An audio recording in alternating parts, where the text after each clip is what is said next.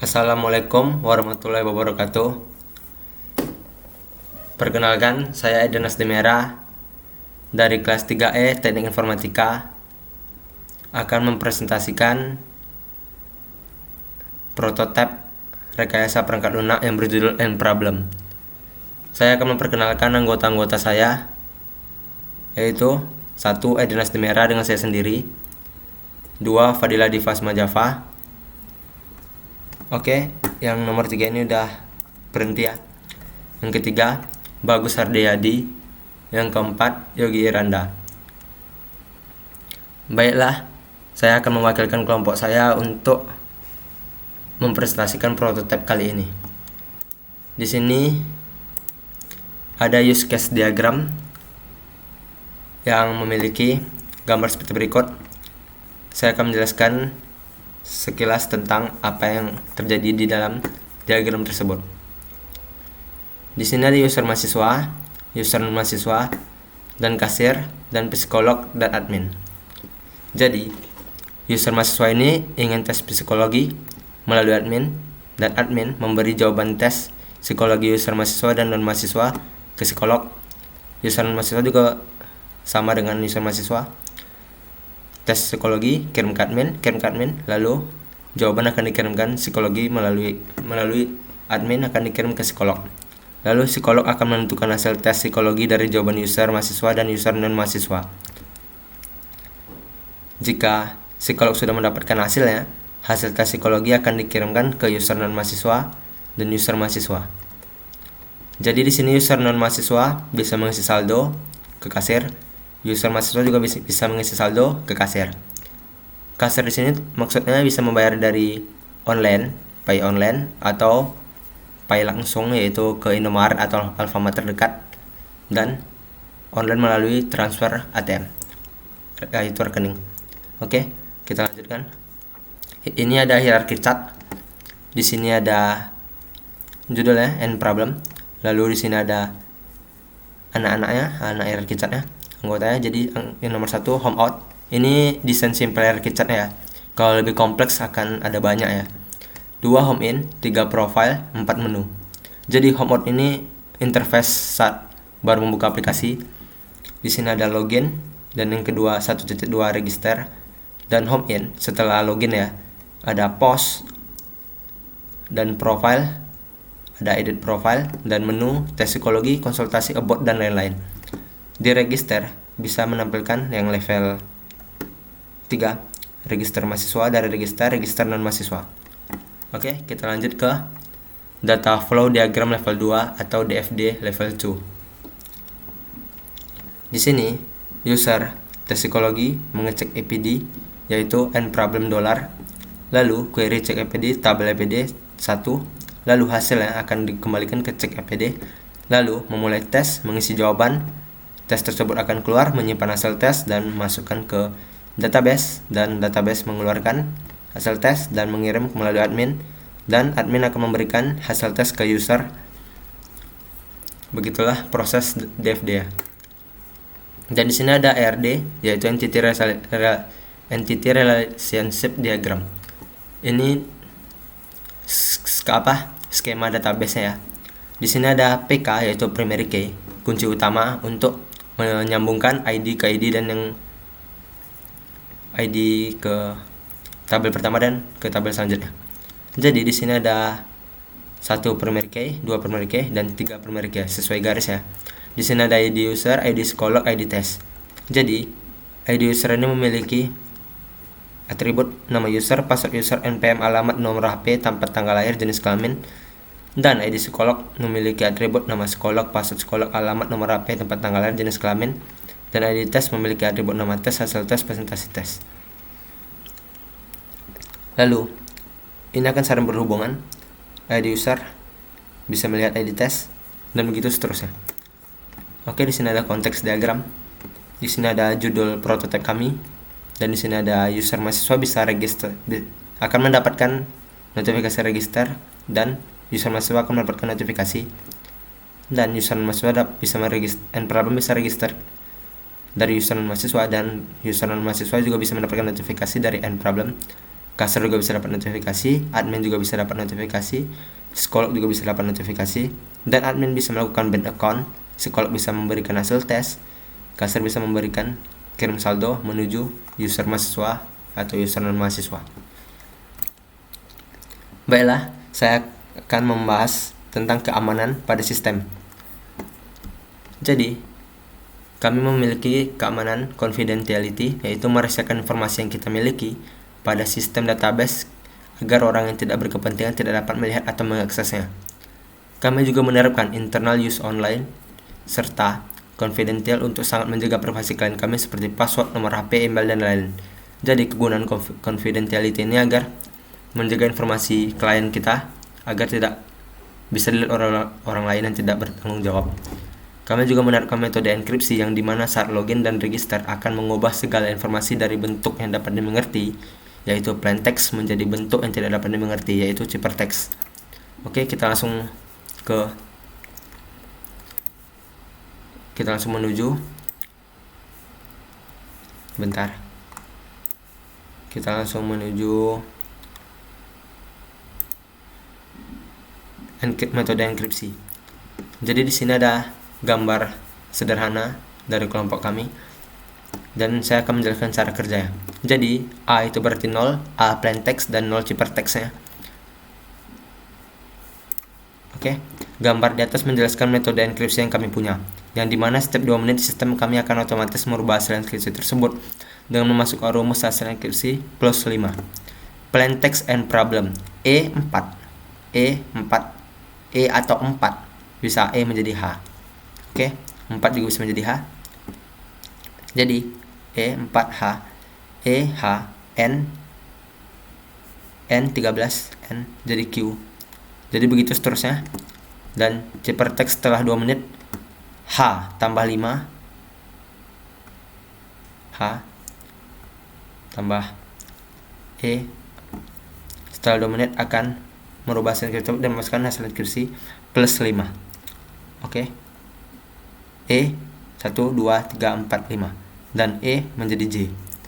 Baiklah, sekian penjelasan metode enkripsi dari kelompok kami dan saya akan melanjutkan keamanan selanjutnya, yaitu availability.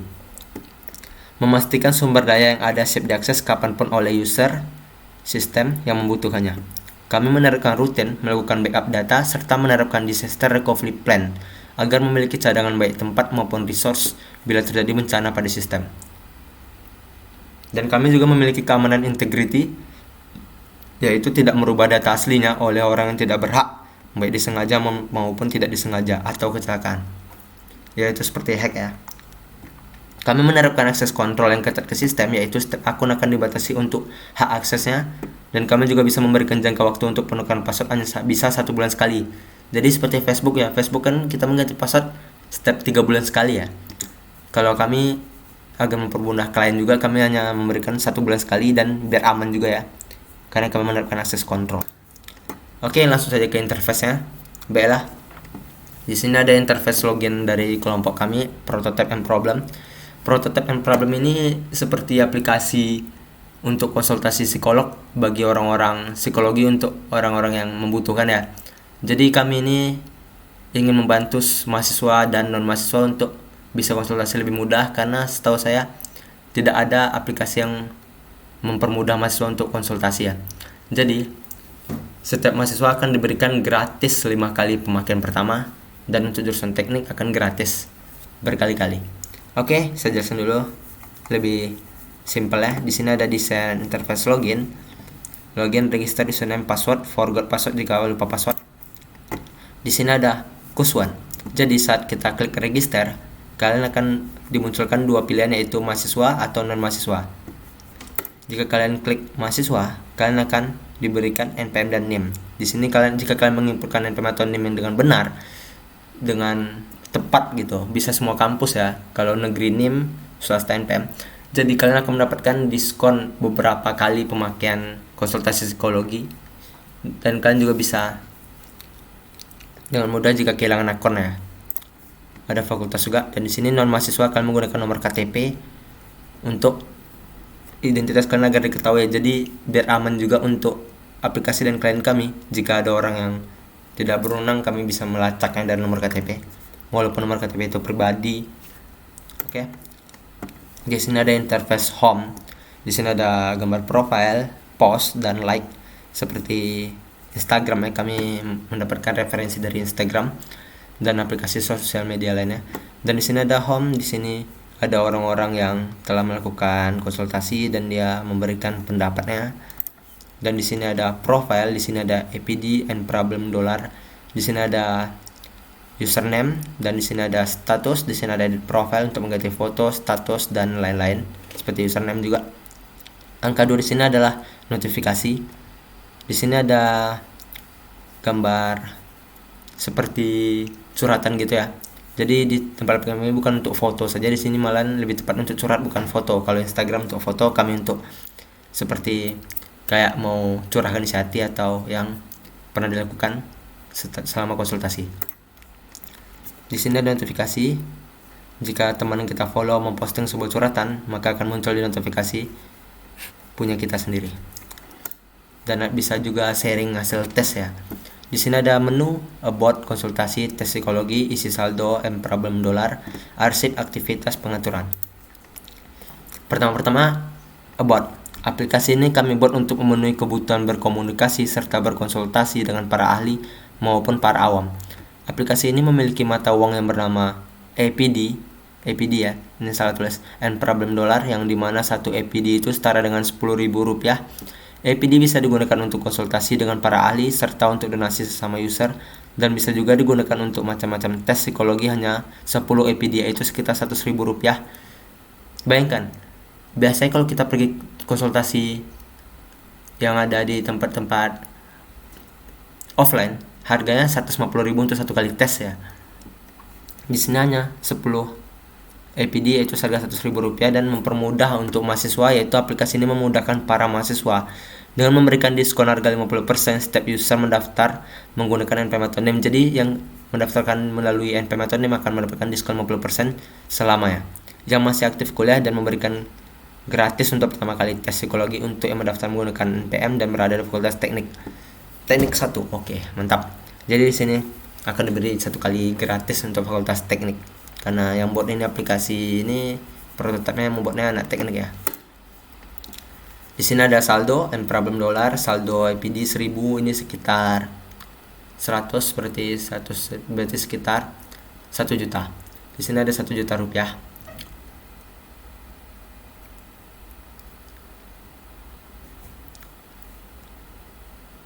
Waduh, ini 10 juta rupiah. Di sini ada histori saldo, kirim saldo, isi saldo.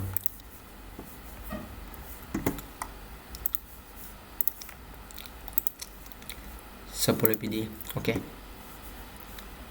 Di sini ada sekitar saldo 10 juta rupiah, dan di sini hanya punya kami, jadi bisa kami buat sesuka hati ya, karena kami mau beraplikasi ya. Di sini histori saldo, kirim saldo, isi saldo. Lalu di sini kita bisa menggunakan fitur search untuk mencari username teman kita maupun yang kita gemar ya. Di sini juga ada kirim saldo, kita bisa mengirim saldo kepada teman kita yaitu sebanyak 50 APD dan sisa 950 APD kirim. Di sini kita bisa konsultasi dengan para ahli setelah tamat jurusan psikolog S2 ke atas. 20 APD yaitu seharga 200.000 untuk konsultasi dan 100.000 untuk tes. Jika kita klik mulai, maka admin akan menghubungi psikolognya dan kita akan konsultasi secara chat maupun telepon ataupun VC, video call. Oke, di sini ada tes psikologi yang seharga Rp100.000. 10 ini adalah harganya. Ada tes minat bakat, tes IQ, tes kepribadian, tes kesehatan mental, tes kejiwaan, tes kesetiaan, tes karakter dan sifat. Tes ini salah satu contoh tes yang kami punya, tes minat bakat. Sedikit teman hubungan jangka panjang atau banyak teman hubungan jangka pendek. Jika kita klik salah satu, maka ini button ini akan menjadi warna hitam. Oke. Selanjutnya di sini ada fitur like. Apapun yang kita like akan tersimpan di sini ya. Jadi kita bisa mudah mencari apa yang pernah kita like dan kita mau simpan gitu. Bisa juga diarsip. Oke, di sini ada posting. Jika kita ingin posting curhatan kita tulis, bisa kita serondokkan profile. kita umpetin ya, dan kita bisa umpetin username juga kita post. Jadi orang melihat username kita titik dan gitu-gitu, disensor. Dan profile ini tampilkan profile, ada foto gitu, ada foto kita. Jika kita klik, foto kita akan muncul kayak gini, warna bulat, bentuknya bulat. Kalau kita nggak centang, dia akan anonim ya, gambar stickman. Oke, terima kasih telah mendengarkan presentasi dari kelompok kami yang berjudul End Problem. Saya mewakilkan kelompok tersebut. Berterima kasih sebanyak-banyaknya dan mohon maaf atas kekurangannya. Wabillahi taufiq wal hidayah. Wassalamualaikum warahmatullahi wabarakatuh.